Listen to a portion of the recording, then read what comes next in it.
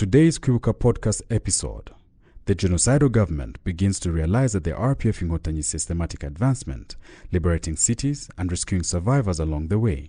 Prime Minister Jean Kambanda issues written instructions, including details on civilian self-protection, which was intended to continue to incite Hutu civilians to join the killings.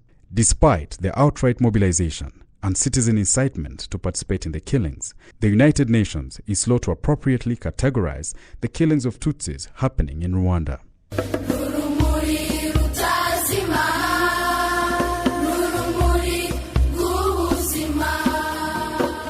Genocide intensified in the southern region of the country, and Inkotanyi continued to liberate some parts of the country. Gitega is located in Ruyanza Cell, Nyarubaka sector, Kamonyi district. During the genocide against the Tutsi, a roadblock was set up in Gitega, preventing Tutsis from crossing from different parts to seek refuge in Kabgayi. At the time, Tutsis were choosing to cross the road to Nyarubaka, trying to bypass the roadblocks and soldiers on the main road to Gitarama. Many Tutsis were killed at this particular roadblock on different days. There are well-known dates from 16th May 1994 to 18th May 1994, on which only boys were targeted at the roadblocks. On 16th May 1994, Interahamwe militia ordered women who were evacuated from Musambira Health Center that whoever had a boy child should not go beyond the roadblock. Because parents knew that boys were most hunted, they tried to dress them in girls' outfits. There was a woman called Mukangango Laurence who started to undress every child to make sure they were not boys. Those who were found to be boys were dragged into a pit nearby. Some of these boys were thrown in alive, while those who refused to comply were beheaded and thrown in the pit in pieces. Parents were asked to bury them by closing the pit, which they refused and only complied after being severely beaten. Later, the parents who lost their children on that roadblock recounted as they were burying them, some of the children were trying to get out of the hole but failed. Most of them died shouting and saying if they had removed them from the pit, they would no longer be Tutsis.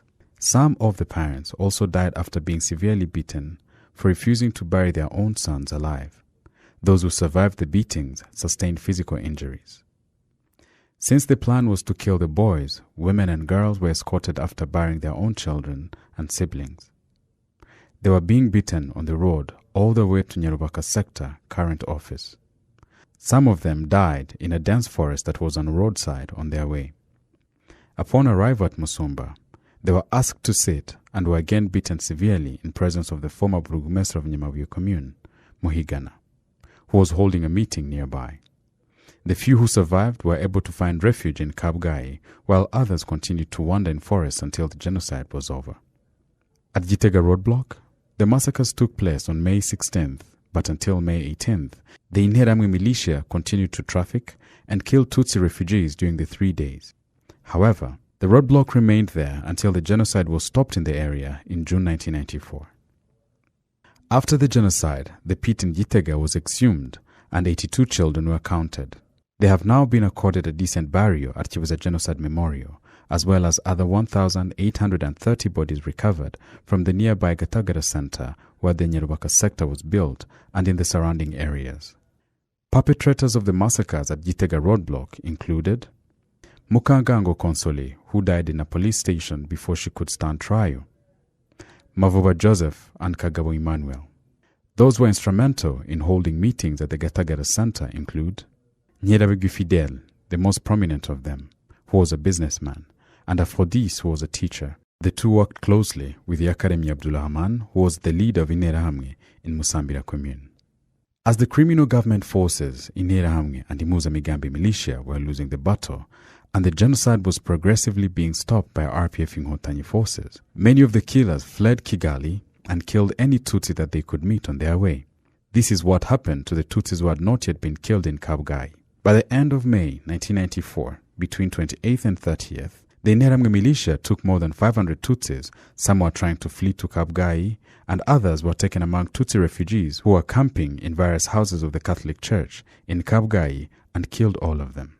UNIMIR was the first to release the information on May 31st, 1994, when one of its leaders, Dr. Abdul Kadia, who was the second in command to General Dallaire, told the media that more than 500 people had been killed by government forces in Gitarama, including many who were taken from Kabgai. Dr. Katia said that UNAMIR was going to investigate the killings. Various international radio stations reported the killings, including Radio France Internationale, RFI, in its May 31, 1994 news report. The German radio station Deutsche Welle confirmed the information in its broadcast on May 31, 1994, and said that UNAMIR had sent its envoy to Kabgai to investigate the killings. The news was confirmed by the BBC radio. In their testimonies, the survivors of the genocide against the Tutsi who had sought refuge at Kabgai recount that multiple times the MRND militia, Interahamwe, the CDR militia, Impuzamigambi, and other members of the Hutu power parties were coming and taking Tutsis by force to go and kill them. Many of those they took from Kabgai were killed at Nyabarongo riverbanks and thrown in the water. Women and girls were thrown into the river alive after being raped. The RPF Inkotanyi forces liberated Kabgai on June 2, 1994. On May 26, 1994, the RPF Inkotanyi forces captured parts of Kigali city, namely Kicukiro, Gatenga, and rescued some Tutsis and other citizens who had been taken hostage by the killers. Gatenga was ravaged by many Interahamwe militia led by Twahirwa Serafin, a former employee of the Ministry of Public Services, Minitrap, who was arrested in Belgium. Soldiers of the criminal government and Interahamwe militia started to flee from the city of Kigali to Gitarama and Ruhengeri prefectures. On May 27, 1994, the UNAMIR started to evacuate people who were hiding in Hotel de Mille Collines to their desired destinations. Some wanted to go to the territory that was still under the control of the criminal government, while others wanted to go to the territory that had been liberated by the RPF Inkotanyi. The RPF Inkotanyi forces persistently demanded that government soldiers should lay down their arms and stop the killings and work together to repair the damage and rebuild a country, but in vain. On this date, more than half of Rwanda had been liberated by the RPF Inkotanyi forces. Also on the same day, UNAMIR announced that in the near future, the RPF Inkotanyi forces will have taken control of the entire city of Kigali. On May 28, 1994, Radio France International, RFI, reported that members of the criminal government had left Gitarama and fled to Kibuye. The RFI correspondent, Monique Mass, who was in Rwanda, went to Nyamata and reported that more than half of the population of Nyamata town before the genocide had been exterminated by Interahamwe militia and government forces. This was also confirmed by a Belgian professor, Alain Vergen, in an interview with RFI in Brussels after he had left Rwanda, where he worked with the Organization of Doctors Without Borders, Belgium, MSF, which then worked in Bugesera. On the same day, Ambassador Amri Sued, who was among the refugees evacuated from Hotel de Mille Collines by UNAMIR and had chosen to join the RPF-controlled area, also reported to RFI the seriousness of the genocide against the Tutsi, perpetrated by the genocidal government and Interahamwe militia. He further recommended that the RPF Inkotanyi military campaign to stop genocide should be supported by the whole world. Since May 22, 1994, the United Nations Commission on Human Rights had convened a meeting in Geneva to analyze the nature of the killings against the Tutsi in Rwanda. They also announced that the perpetrators of the killings in Rwanda could be brought to justice. During the meeting, Bishop Desmond Tutu, a South African, spoke out against the genocide in Rwanda and called for the perpetrators to be persecuted. Stanislas Mbonameka, the former second vice president of PL Power, who was one of the envoys sent to the meeting by the criminal government, condemned the statement by Desmond Tutu and falsely claimed that no killings were being carried out by the government he represented, that the RPF should be held accountable for the killings. Mbonameka was aware of the fact that the massacres of Tutsis in Gitarama, Kibuye, and other parts of the country at the time were not taking place in the RPF Inkotanyi-controlled areas. He said that in order to confuse people and clear the government he represented. Before returning to Rwanda after the Geneva meeting, Mbonameka went to Paris. On May 24, 1994, Radio France International, RFI, reported that Amnesty International had condemned the killings by the then Rwandan government and Interahamwe militia. On May 25, 1994, the UN envoy Iqbal Riza, who was on a visit to Rwanda, met with representatives of the Rwandan government, but no decision was taken in regard to stopping the genocide. Iqbal Riza met them in their hideout in Gitarama, where they were camping.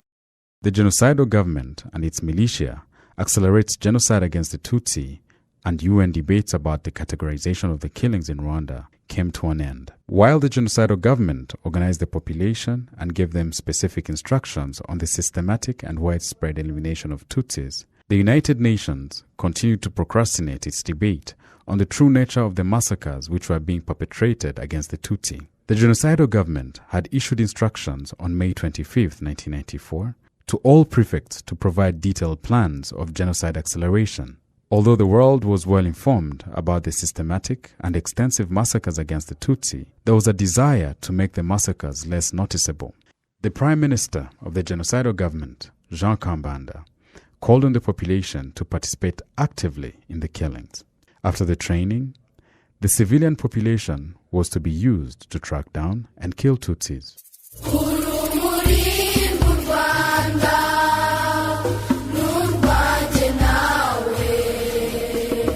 Thank you for listening to another episode of Kwibuka Podcast. As always, make sure you leave us a review, sharing what you like about the podcast, and share with others who would be interested in listening.